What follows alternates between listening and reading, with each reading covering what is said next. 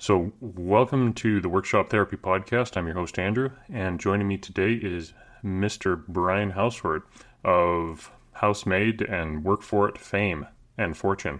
How are you doing today, Brian? I'm fantastic, Andrew. How you doing? I'm alive and well.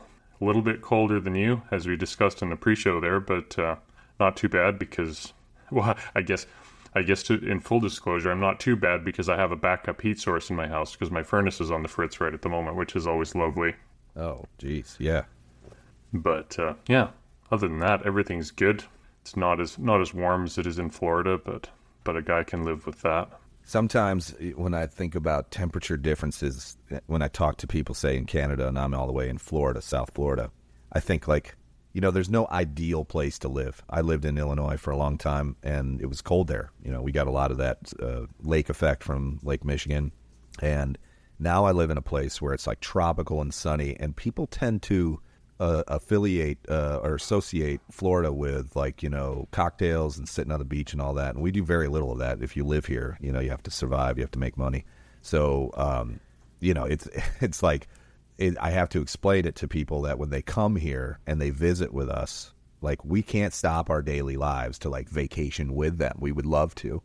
In some cases we do if it's like a holiday or something. But I then go to places like Colorado, and I was just in New York, and I'm like, I find the cooler weather, the crisp, cool weather, so enjoyable now that I want a vacation where you are.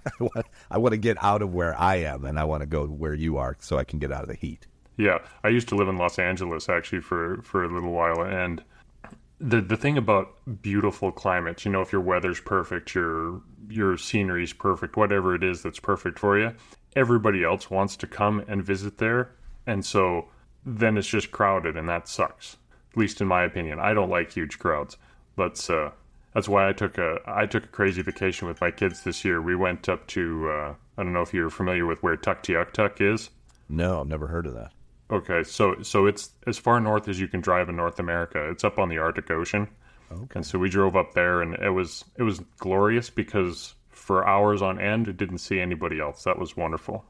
But are you an introvert, Andrew? Is that what I'm taking away from this? Probably. I think that's probably a common thing in the maker community in general, though. We all hide out in our shops and avoid people, but I don't know. I struggle with the whole introvert thing because there's some people who are, I'm not afraid of people. I'm perfectly comfortable talking to people and going out and doing things. I just don't enjoy doing it myself. I'd much rather be in my shop creating something versus out at a party. People don't energize me, but they don't intimidate me either, I guess. Yeah, I'm the same way. I prefer, so there's a lot of people that want to get me on the phone. I get these messages. Hey, Brian, this is so-and-so. Can you give me a call? There's no context. There's no hey, I need help with this, or hey, I want to invite you on whatever. It's just, hey, give me a call. And I don't know about you, but I dislike having phone conversations. I dislike having small talk. And so I tell people, I said, well, could you prepare me for this call? If I'm going to call you, I need to know what it's about. Well, that's the whole point of this message, is I'm asking you to call me. And I'm like, you're going to get me, you're going to drag me into a conversation I don't want to be in. And I'm in a position in my life where I don't need to have those conversations if I don't want to. And, that's not usually, it's frowned upon in business, where we talk a lot about how relationships are the foundation of most business, right? You have to have good relationships with people in order to continue on doing business. We say, I teach business courses sometimes at the Chamber of Commerce, and we talk about people do business with whom they know and whom they like. Okay, so how are they going to know you and like you if you don't want to talk to them, right? Or be around them. And here's my argument for what we're moving into now in what I call the social media age, or the fourth industrial revolution, is that communication now can still feel the same in text format, and I send a lot of voice messages to people, like individual voice messages that are 1 minute chunks that are digestible for these people, that they can click and listen to at any time at their leisure, where they don't feel trapped or sucked into a conversation or coerced into something. And that is how I've been running Housemaid for 5 years, Yes, I get on the phone, and it's typically with someone who's a lot older than me, and it's because that's their generation. Hey, that's cool. I get it. However, when you get me on the phone and you want to tell me your life story before you ask me a question, you want to talk about yourself for 40 minutes and that kind of thing, I will stop you. I'm going to say, I'm a very busy person. I've got a lot going on, and I appreciate the call, but this call is for this purpose, and let's like kind of focus it in. Some people don't take very kindly to that. They would rather have that, that sort of soft talk or light talk. And I'm just like, you know what? I'm focused, man. I want to stay focused. There are handfuls of times, like at Maker Camp, where I stood and talked to people for 2 and 3 hours because it was an extremely meaningful conversation that was deep, that had depth of interest to both people, that didn't serve as a transaction. It served as just straight up camaraderie, like just talking in depth about whatever it might be. And so on both sides, I like it. I'm like you. I love hiding away in my shop and, just being quiet and not working with people directly. And then on the other hand, I can go to Maker Camp and I can't talk to people enough, Well, it's very situationally dependent, right? Because people, especially people who aren't self-employed, who don't run their own business, when they're on a paycheck, and you go and stand by your friends at the water cooler and gossip for 20 minutes, you don't realize what impact that has on the business. Whereas when you're self-employed and you have a deadline to meet or a product to get out, whatever you're doing, that unnecessary chat really is the whole time is money thing. Like I could be doing something productive right now, progressing my business, because unlike you, when I get fired because my business goes under, I don't have employment insurance or whatever, right? Because I was self-employed. And so you have more of a drive to get through things. But then when you get into those situations where, yeah, I don't have a deadline right now, like Maker Camp or wherever you're at, yeah, I can talk to you because I'm just here to make the connection. I'm not here to necessarily build the product or anything like that. So I do have the time and the mental capacity to share some chat time with you. Definitely, 100%. Minutes matter when you're a business owner. And, I have a sense of urgency about everything I do because I want to be as productive as humanly possible. I run this business. It's a small company. It's like 5 employees, and we make machines. We're part of manufacturing, lean manufacturing. We do a lot of social media development and content. But at the end of the day, if I slack off, and there's days where I do slack off and I feel it, and it affects my mental health. I really associate my self-worth with my productivity every day. I associate my self-worth with my sales numbers. I associate my self-worth with my connection points with my social media following, the people that I consider my closest and best friends, my people of my inner circle. Those all things have to occur for me to feel like I had a productive day. And then you have to move into the personal side of it, which is wake up at 4:35 a.m. I work out in the morning before I even jump in the shower, have my cup of coffee, get to work, run my business, come home, hang out with my children. All of those things, in my opinion, are a part of a life worth living. I put a lot of pressure on myself to make those things happen every day. And some days I'm better than others, and some days I get more done than others. But some version of that has to occur for me every day. Yeah, there's a lot of intentionality in that. I think if you just allow time to flow and go with the flow, you become somebody who's in control of your life to somebody who's being controlled by your life. And that, I think that's where your mental health starts to take a dive, because you've been disempowered by your own actions.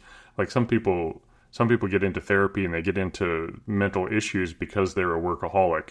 And I think that's not because they enjoy their work or because they're working hard. It's because they have become disempowered by the fact that they don't feel in control of their life, because they're just moving from one crisis to the next crisis, right? 100%. Yeah. Damage assessments, they're always in triage of their own existence. And, I'm 40, almost 47 now. And, probably didn't start really working on myself until, I feel like my life had different stages of chaos up until I was probably in my mid to late 30s when I got divorced. It was having small kids and divorcing your spouse of 13 years to, find out that your marriage wasn't what you thought it was and that you had a lot of issues there. And I had a lot of personal problems, and I played a huge role in that failure. And then having to then deal with all of that and still continue, on with being a business owner, being a father, or being, a spouse to somebody new. When I got into a relationship a few years later, it was just like all of these things piled on. And I realized that if I don't start, there was a big time in my life, Andrew, that in probably a 5-year period of my life where I dealt with substance abuse, where I was drinking every day. And it wasn't like heavy drinking. It was just this like minor, like 1 glass of wine, 2 glasses of wine. And then it was every day. There was weekends and every day. And then, it piled on, and I realized, like, I have an issue with this. I need to stop this. I need a clear mind. I need to start focusing on more positive things. And I shifted my thinking away from pleasures of the body and the mind to using my hands to make a difference, changing my life personally. I had to take control. You probably hear this from a lot of social media folks or some of the guys that I listen to, and I really resonate with this. No one is coming to help you. You have to help yourself. You've got to want to help yourself. It's just like if you think that there's going to be some Superman, Batman character that comes in and goes, Brian, you're drinking every day. Your health is not the best. You might be a little overweight. You're feeling sick and tired all the time. You're negative a lot, and you could do better with your life. And let me show you the way. That doesn't happen. That's literally never going to happen. No one's going to walk into your life and do that. And I mean, maybe a parent, maybe somebody close to you might say something to you, give you a hip check, but you're not going to have somebody hold your hand. You are responsible for your own destiny. You have got to take action and do it yourself. And it starts with, and here's what I tell everybody, it starts with 1% a day. Just take your life, look at it as, your daily actions of everything you do, and try to become better 1% of every day. If you can do that, in 100 days, you'll be 100% better. Now, that's relative, of course, and within context. But if you just take that little piece of advice and say, I want to be just a little bit better today than I was yesterday, it becomes a habit. And you start to form these habits every day that eventually you're going to look in the mirror and go, I'm a different person. Just like I fell into that negative pattern of addiction, I can dig myself out of that negative pattern of addiction one day at a time. So it can and does happen to people every day, but you are the one, you're the thing. The common denominator is you. You must want that. Exactly. Yeah, people, even if there is somebody who's standing there to walk beside you or lift you up, it still starts with you making that decision and moving forward from that point. Nobody can force you. It's the whole, you can lead a horse to water, but you can't make him drink, right? Nobody can force you to stop being unhealthy. Nobody can force you to start exercising. Nobody can force you to go to bed on time and go to sleep at the right time. Nobody can force you to stop drinking. All of these things, they're all personal decisions.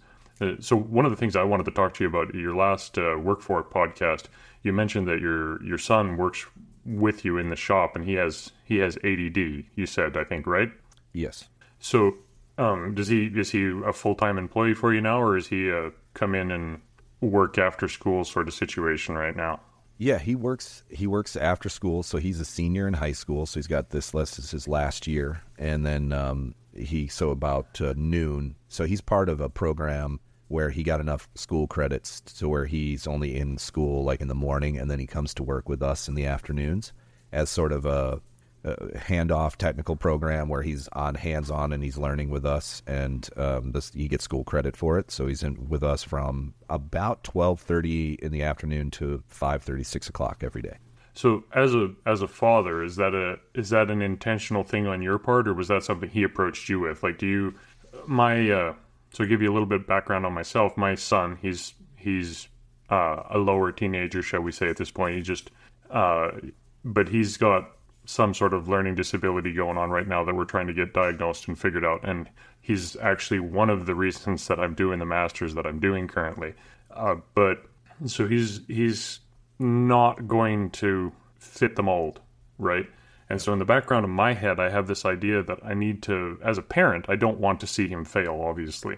And so I'm I'm seeking for ways to enable him to fulfill his complete potential.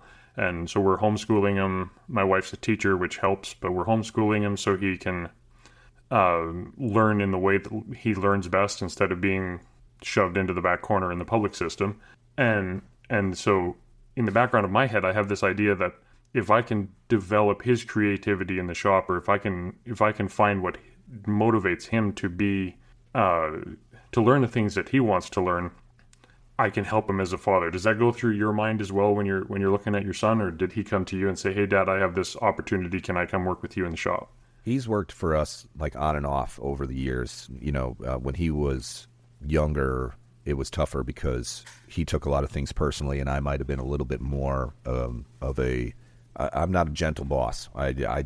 This needs to get done now. Let's move forward. I'm a very focused, very on point person, and he's not. I mean, he's young, so he's got a attention deficit hyperactive disorder where he can't stay focused for too long on certain things. And I was the same way when I was his age. I bounced around a lot. And here's what I'll tell you about this. And people call it a disorder. I actually think it's a benefit. And so when your brain works the way ours does, and because I have it as well, I was diagnosed when I was in my late teens, same as him, and they put me on Ritalin to try to dial it back.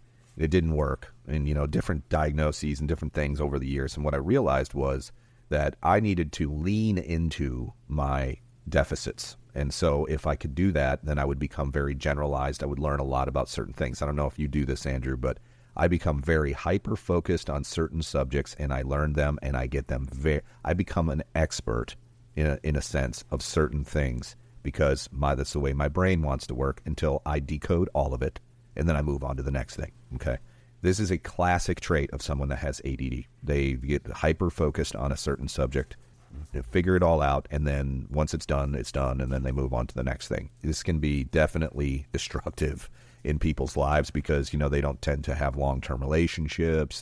This can melt into all kinds of other things until you learn how to ride it like a wave.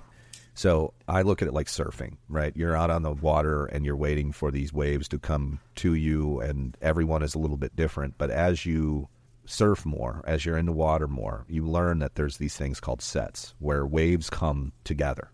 And all you got to do is feel the first one, know it's there, and know there's 2 or 3 more coming behind it. Once you learn that and you start to find patterns in the way that you're doing things, you can then surf the wave, ride it like a crest, and you can actually become very productive and very focused. No medication. There's a recipe in my life that works for me that I can tell you about later about how I've managed to kind of dial in my focus, and there's a certain recipe for it. But the key factors of it are, physical health, making sure that you're taking care of your body, because if your body's out of whack, your mind can't follow. Things like getting enough sleep every night, and the minor things that seem very minor but are very major if you do them all together. When Dexter decided he wanted to come work with us this last time, which is now close to a year now he's been here, he had to go off and work for other people. He had only been in my shop. He had not worked for anyone else. I said, look, go work for someone else. Just feel what that feels like. Go work with the public. Go be a cashier. Go pack boxes. Go do something. And he did that, and he, of course, hated it. His boss was way worse than I was. He got some perspective, and then he managed to come back and do what he's doing now, which is his daily routine with us.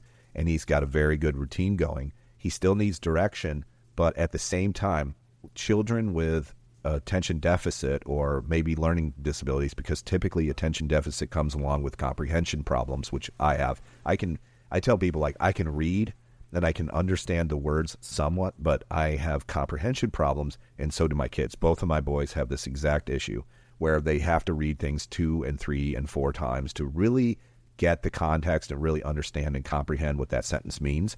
The minute that sentence becomes verbal, we get it. Like, that's why I do a lot of voice texting and voice messaging. I just can't type things out. And people respond to that. They go, yeah, I can hear the intonation of your voice. I understand the direction that you're going. It makes a lot of sense to me. So we listen to audiobooks. We don't read. It's just a different way of learning. Here's the benefit of being a person with ADD, is that you're going to have to do things and look at the world differently in order to be successful. The one key thing that you want to continuously focus on with your son is not so, in my opinion, this is just my opinion, not so much the scholastic book work, the, did he learn this today? Does he understand this today? It's more so the habit of being driven to at least learn something useful. It doesn't matter what it is. Do something you can be paid for. Do something that you enjoy. And it doesn't matter that you didn't understand that trigonometry or analytic geometry, or you read a poem written by Hawthorne and it didn't really make sense to you. That's the world everyone else lives in. That's not his world. That's not my world. That's not Dexter's world. Our world is a tactile world, and you want him to do that. Yeah, that's the problem with the like I said, my wife's a teacher, right? And we've had a discussion quite a bit about our boy in particular, but just kind of generally the problem with society and when it comes to ADHD and autism and all these different problems is that the public education system kind of puts you into this bell curve of this is normal and this is not normal, when in actual fact everything is kind of a spectrum and it's all normal, and all of these different things have existed with time, but different people have gravitated towards different things. Like there used to be at 13 years old, and whether this is a good thing or not, there used to be at 10 years, 13 years old, whatever, you'd go off and be apprenticed. You'd be apprenticed to a blacksmith or a baker or a candlestick maker or whatever it was, right? And so you had these the fact that every kid is herded onto the livestock trailer and hauled to the exact same location and told to sit in the exact same desk for 12 years is just not normal. And the kids who were on the either side of the bell curve, it's not healthy for them.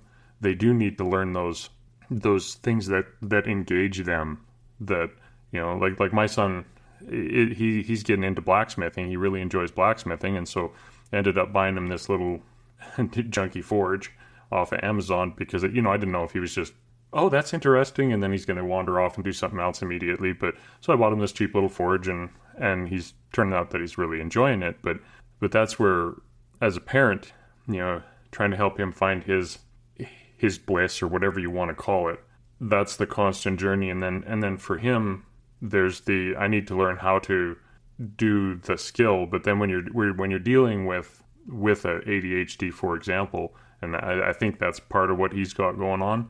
It's hard to get to that point of like, I want to encourage you in this, but you're only paying attention for 30 seconds. I know logically in the future he's going to pay attention for 5 minutes or whatever, and he's going to focus and he's going to get better. But as a parent at this point, you're like, come on, what are you doing, right? And that's how old that's the constant parental struggle. He's 13. Okay, so so you're in the crux of it, where he's in a very I've got two very large dogs, so if you hear them running around behind me, that's the chaos behind me. But so when Dexter was 13, he was noticeably worse than he is now at 17. So it's 4 years is going to change everything. What I think I see in you, Andrew, is you love your son so much. You're very focused on what he's got going on, and you're worried about the things that are going to he's going to have to face moving forward with this. Here's what I'll give you a piece of advice. I have 3 children, so this is like, over the years I've learned all this, is that I wish I would have let go more, and not worried so much about the final process of what we were doing with what he was learning or the kids were learning or playing with, just so much as just actually enjoying and letting them enjoy, kind of giving them the opportunity to enjoy it. Where I see in you, they're like, I want him to make this thing and see it all the way through. Remember that even though he doesn't see it all the way through, he still lit the forge. He still got a piece of steel hot. He banged on it for a little bit, and that's okay for today. And tomorrow he might finish it out into say a hook or something of use, but he's just learning at his own pace. And I think that because it's a homeschool deal. You understand. If you dig into public education, if you just Google why it exists, you'll be very surprised to know that it was designed to and Rockefeller had a huge part in this. He donated a lot of money to the creation of public education because he wanted more factory workers to be pumped out. Okay, it was very, very, very capitalistic point of view. He's a very big thinker. And then somehow now, all these years later, 50, 60, 70 years later, we are stuck in this weird, very strange time where all these people are waking up going, you mean I don't have to stand there and run a machine and hit a button anymore? Or whatever we're pumping out, information workers, whatever it might be. Just remember that you're a cog in a wheel. You're oil in the machine. And so, believe it or not, that's how the economy, that's how the government sees you. That's how, this is how capitalism works. Democracy works this way. You can pick, right? You get to you have choice. I say this all the time on my podcast. I say you were born in a very amazing time. I was born in the 1970s in America, in a time when I had a choice to do all these different things, and every day there's more choices available to me. Whereas if I was born even 30, let's say 20 years before, like my parents, they didn't have these choices that we have. They didn't have the internet. They didn't have ways to make money that we have. Your skin color makes a difference. All of these things. I'm very blessed. I have the most advantages and the most privilege of any human being in the course of history. I have the same luck that the kings were given.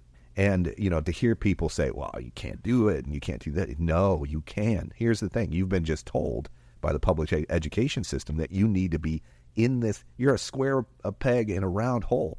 That's it. That's the only thing. And you got to learn, okay, I don't belong there, but where do I belong? Maybe it is making hooks in your garage, or, gosh, you see these guys on Etsy making 6 figures, selling signs and making parts. And you're like, that could have never happened 10 years ago or 20 years ago.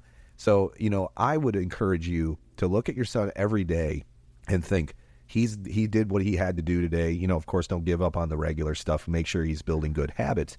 But really, when I look at my successes and I see the success of my children, it had nothing to do with whether or not they got an A or a B in English.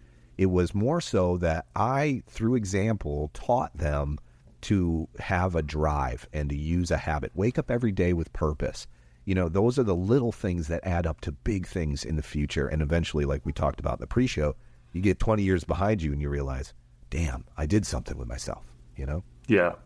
And that's, so I've had this conversation with my wife a few times about the whole public education system where it really is designed to produce people that go to work, sit in their desk, do what they're told, go home, watch TV, buy the stuff on the advertisements, and then go back to work the next day. And so one of the things that we're trying to instill in our kids is a sense of creativity and a sense of wonder. And that's, like I said, we went up to Tuktoyaktuk this year, right? And so that's what is that, 5,000, 4,000 miles ish north through, I guess, 3,500 miles north. So it was a 6,000 mile round trip, and then we ended up going across the country as well. So we hit the Pacific, we hit the Arctic Ocean, and we hit the Atlantic Ocean all this summer. And part of that was enabled by me being injured and being off work and having some disability insurance, but it was mostly intent on exposing our children to the broadest range of experience that we can provide for them, right? And part of that is I want to instill in them a sense of creativity. And so one of the other questions that I wanted to ask you about is you always say document, don't create. So what do you really mean by that? Like I know you're do you, when you're doing your content, do you think this would be a great shot, or and think about the, here's the slow motion grinder sparks shot, here's this, or does that kind of naturally flow from I'm documenting what I'm doing, and then the creativity of putting the edit together later is something else? It's a little bit of both. So if I have certain goals that I need to hit every month to sell certain equipment and generate revenue for my business so that I can pay my employees and myself.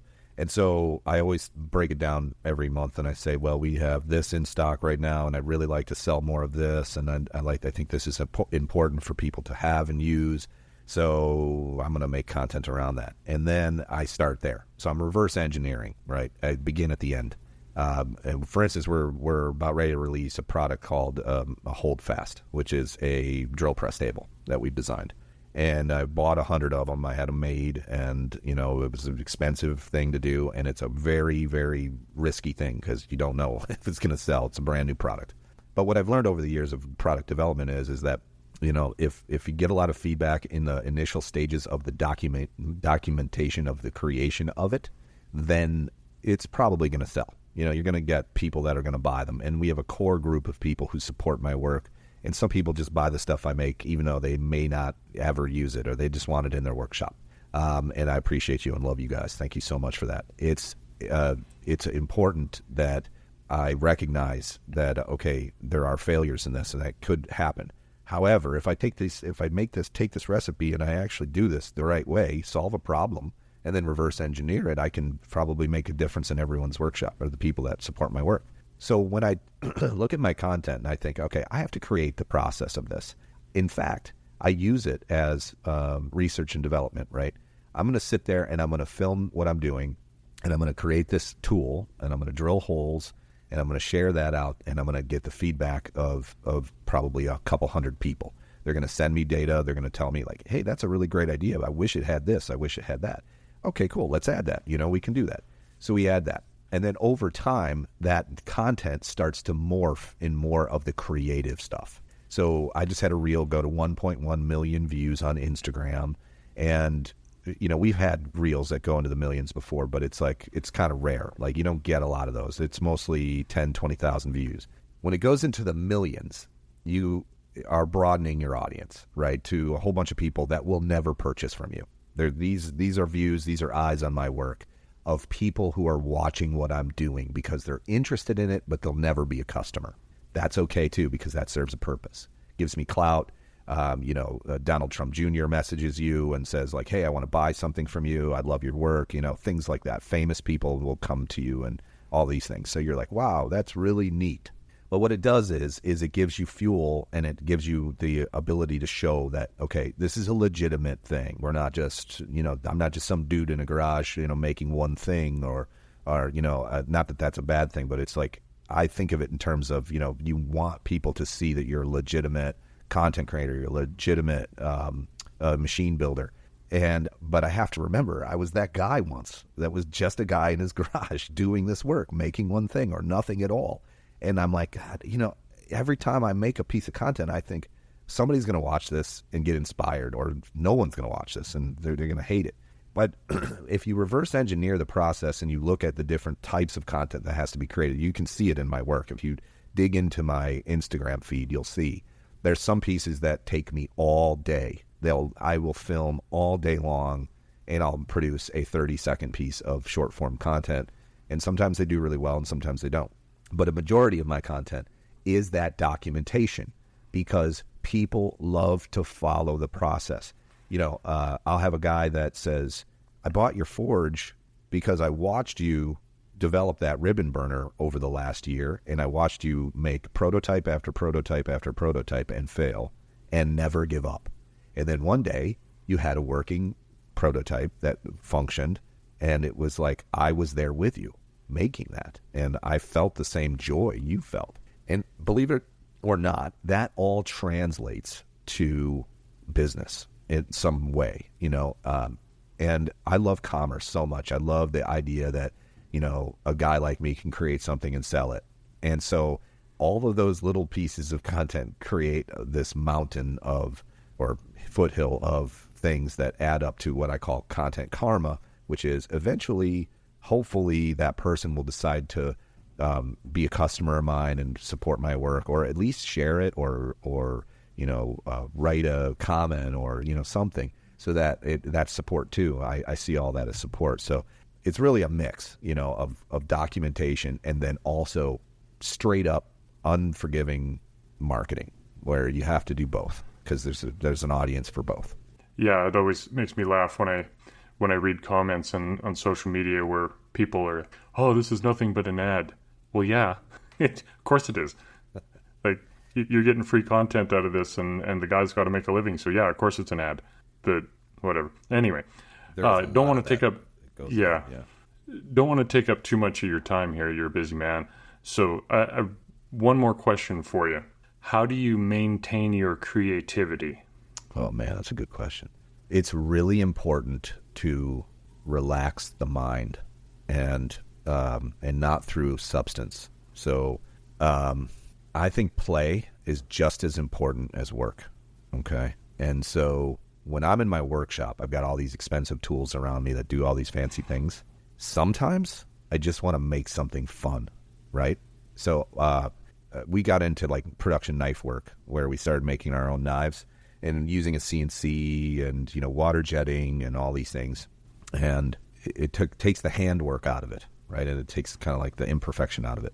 And as I'm doing this work, I'm like, this is great for some people. I love this and I can do this. And there's something about that perfection. But I also love just grabbing a piece of steel and throw it in the forge and heating it up and forming it into something and not really having a plan. In both cases, those two types of play created business for me. Like it turned into, in my head, because that's where it always goes, is like, okay, I can solve a problem today for a whole bunch of people.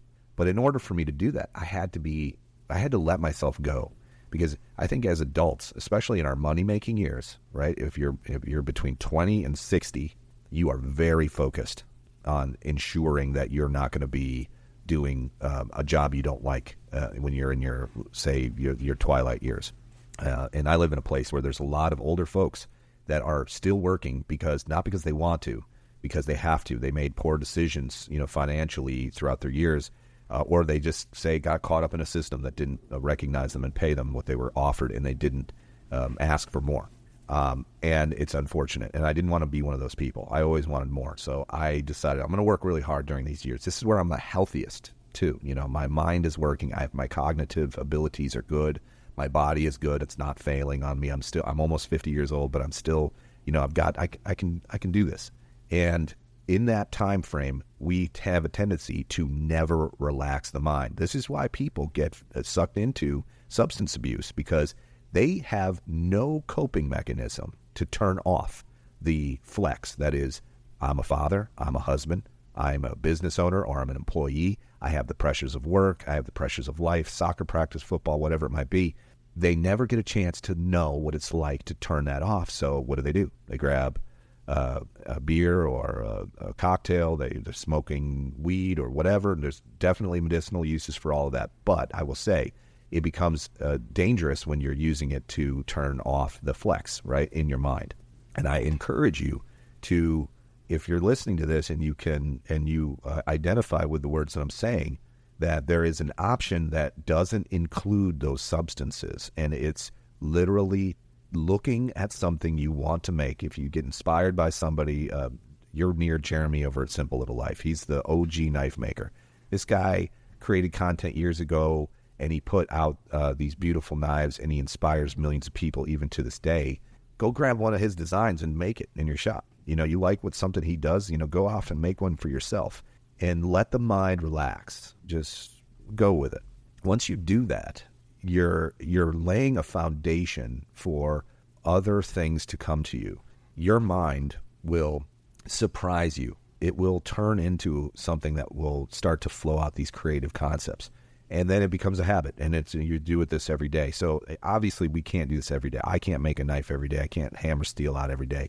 But I do take time every week. I try to get a few hours in where I don't have anything to do in my shop. I'm not going to be making something or producing something to sell.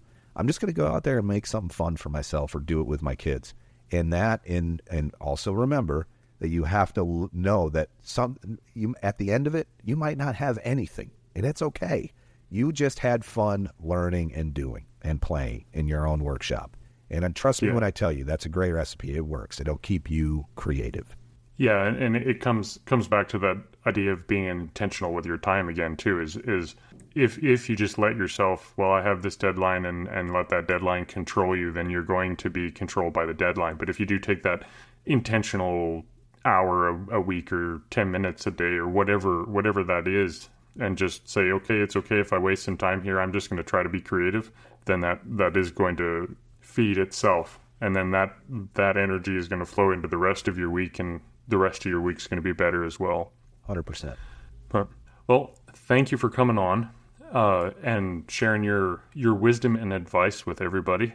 All I guess I can't really say all 6 people who listen, because there are more people than that who listen. But we make those self-deprecating comments all the time to the people who listen, and sharing your wisdom and knowledge. I really appreciate it. And yeah, yeah, probably everybody who's listening to this already knows where to find you. But if you don't mind sharing where everybody can find you, then we'll say goodbye and then roll into the after show for a couple minutes.